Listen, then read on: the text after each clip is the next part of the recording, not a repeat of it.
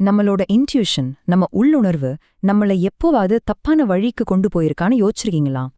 இன்னைக்கு நம்ம மனச குழப்புற ஒரு பெரிய புதிர அவிழ்க்க போறோம். ஆனா சும்மா இல்ல, சில சக்தி வாய்ந்த தர்க்க கருவிகளை வச்சு. வாங்க இந்த பயணத்தை ஆரம்பிக்கலாம். சரி, இப்போ இந்த கேள்வி நேரா உங்களுக்கு தான். ஒரு நிமிஷம் யோசிச்சு பாருங்களேன். உங்க மனசுல என்ன தோணுது?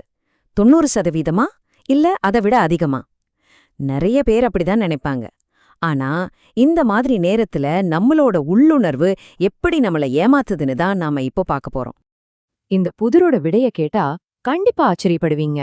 ஆனா அந்த விடைய கண்டுபிடிக்கிறதுக்கு முன்னாடி நமக்கு சில அடிப்படை கருவிகள் தேவைப்படும். முதல்ல நம்ம பார்க்க போறது நிபந்தனை நிகழ்தகவு, அதாவது கண்டிஷனல் ப்ராபபிலிட்டி.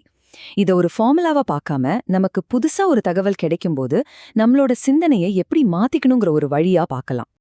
நிகழ்தகவோட முதல் படியே என்னென்ன நடக்கலாம் எல்லா சாத்தியங்களையும் யோசிக்கிறது தான். இப்போ 3 நாணயங்களை சுன்றோன்னு வச்சுக்கோங்க, மொத்தம் 8 விதமான முடிவுகள் வரலாம். இதுதான் நம்மளோட பிரபஞ்சம். ஆனா இப்போ உங்களுக்கு ஒரு புது தகவல் கிடைக்குதுன்னு வைங்க, முதல் தடவை சுண்டும்போது தலைதான் விழுந்துருச்சுன்னு. அப்போ என்னாகும்? நம்மளோட அந்த பெரிய பிரபஞ்சம் இப்போ பாதியா சுருங்கிரும். இதுதாங்க நிபந்தனை நிகழ்தகவோட அடிநாதமே. இந்த P(E)ன்னு பார்த்து பயந்துராதீங்க. ரொம்ப சிம்பிள். அந்த நேரா ஒரு கோடு இருக்குல்ல, அதுக்கு அர்த்தம் அப்படி நடந்தால் அல்லது கிவன் தட். அதாவது Fங்கிற ஒரு விஷயம் நடந்துருச்சுன்னு நமக்கு தெரியும். அப்படி இருக்கும்போது E நடக்கிறதுக்கு என்ன வாய்ப்பு? அவ்வளோதாங்க விஷயம். சரி, இதோ அதுக்கான சூத்திரம். பார்க்க கொஞ்சம் கஷ்டமா தெரிஞ்சாலும் இதுக்கு பின்னால இருக்கிற தர்க்கம் ரொம்ப சிம்பிள். ஈயும் எஃப்பும் ஒன்னா நடக்கிறதுக்கான வாய்ப்ப நமக்கு ஏற்கனவே தெரியும்ல, எஃப் நடந்துருச்சுன்னு. அந்த எஃப் நடக்கிறதுக்கான வாய்ப்பால வகுக்கிறோம். அவ்வளவுதான். இதை இன்னும் சிம்பிளா பார்க்கலாம். படி 1, 2 விஷயமும் ஒன்னா நடக்கிறதுக்கு என்ன நிகழ்தகவுன்னு கண்டுபிடிக்கணும். படி 2, நமக்கு எது ஏற்கனவே நடந்துச்சுன்னு தெரியுமோ அதோட நிகழ்தகவை கண்டுபிடிக்கணும். படி 3, முதல் எண்ண 2வது எண்ணால வகுக்கணும். சிம்பிள், நமக்கு பதில் கிடைச்சிரும். ஓகே, இப்போ ஒரு கேள்வி வருது. நமக்கு கிடைக்கிற புது தகவல் எப்பவே நிகழ்தகவ மாத்திடுமா, இல்ல சில சமயம் 2 விஷயத்துக்கும் சம்பந்தமே இல்லாம இருக்குமா? அதுக்கு பேருதான் சாரா நிகழ்வுகள், அதாவது இண்டிபெண்டன்ட் ஈவெண்ட்ஸ். ரொம்ப சிம்பிளா சொல்லணும்னா, ஒரு சீட்டுக்கட்டுல இருந்து ஒரு கார்டு எடுக்கிறீங்க. அத பார்த்துட்டு திரும்பவும் அந்த கட்டுக்குள்ளேயே வச்சிடுறீங்க. இப்போ 2வது தடவை ஒரு கார்டு எடுக்கிறீங்க. நீங்க முதல்ல எடுத்த கார்டு 2வது எடுக்க போற கார்டோட நிகழ்தகவ மாத்துமா? மாத்தாது. இதுதான் சாரா நிகழ்வு. இந்த இடத்துல தான் நிறைய பேர் குழம்பிக்கிறாங்க. சாரா நிகழ்வுகள்னா 2க்கும் சம்பந்தம் இல்ல, ஆனா 2ம் ஒன்னா கூட நடக்கலாம். ஆனா ஒன்றை ஒன்று விலக்கும் நிகழ்வுகள்னா, ஒன்னு நடந்தா இன்னொன்னு நடக்கவே நடக்காது. ஒரு நாணயத்துல தலையும் பூவும் ஒரே நேரத்துல விழ முடியுமா? முடியாதுல்ல. இந்த வித்தியாசத்தை தெளிவா புரிஞ்சுக்கணும். இதுவரைக்கும் நாம என்ன பார்த்தோம்? ஒரு காரணம் தெரிஞ்சா அதனால வர்ற விளைவோட நிகழ்தகவை எப்படி கண்டுபிடிக்கிறதுன்னு பார்த்தோம். ஆனா நிஜ வாழ்க்கையில நமக்கு பெரும்பாலும் இதுக்கு நேர்மாறாதான் தேவைப்படும். அதாவது விளைவு என்னன்னு நமக்கு தெரியும், ஆனா அந்த விளைவுக்கு என்ன காரணம்னு கண்டுபிடிக்கணும். இதுதான் நிகழ்தகவிலேயே பெரிய சவால். இந்த கதவை திறக்க நமக்கு ஒரு மாஸ்டர் கீ வேணும். இதோ அந்த மாஸ்டர் கீ இங்கதான் இருக்கு. இதுதான் பேய்ஸின் தேற்றம். விளைவிலிருந்து காரணத்தை கண்டுபிடிக்கிற அந்த சூப்பர் சக்தி வாய்ந்த கருவி. நம்மளோட ஆரம்ப புதிரைய தீர்க்க போற சாவையும் இதுதான். இந்த தேற்றத்தை நம்ம புதிரில பயன்படுத்துறதுக்கு முன்னாடி இது என்ன பண்ணுதுன்னு சிம்பிளா புரிஞ்சுக்கலாம். நமக்கு ஏற்கனவே தெரிஞ்ச விஷயங்களை வச்சு. உதாரணத்துக்கு டெஸ்டோட துல்லியம் மாதிரி. நமக்கு தெரியாத ஆனா தெரிஞ்சுக்க வேண்டிய ஒரு விஷயத்த, அதாவது நமக்கு உண்மையிலேயே அந்த நோய் இருக்கா இல்லையாங்கிறத கண்டுபிடிக்க இது உதவுது. சரி, இப்போ நாம ரெடி. இந்த பயணத்தோட ஆரம்பத்துல நம்மள குழப்பின அந்த கேள்விக்கு பதில் சொல்ல வேண்டிய நேரம் வந்தாச்சு. தேவையான எல்லா கருவிகளும் இப்போ நம்ம கையில இருக்கு. ஞாபகம் இருக்கா?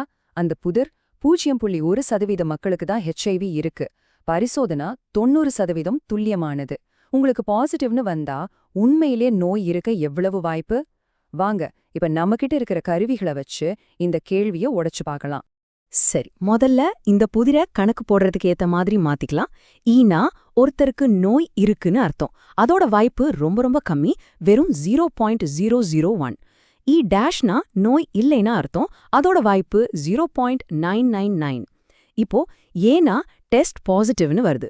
நோய் இருக்கிற ஒருத்தருக்கு பாசிட்டிவ் வர்றதுக்கு 90% வாய்ப்பு. அதே சமயம் நோய் இல்லாத ஒருத்தருக்கு பாசிட்டிவ் வர்றதுக்கு, அதாவது தப்பா பாசிட்டிவ் வர்றதுக்கு 1% வாய்ப்பு. இந்த 4 எண்கள் தான் நமக்கு ரொம்ப முக்கியம். இப்போ நம்ம கிட்ட இருக்கிற அந்த பேசின் தேற்ற சூத்திரத்தை எடுத்து இந்த புதிரோட மதிப்புகளை அதுல பொருத்த போறோம்.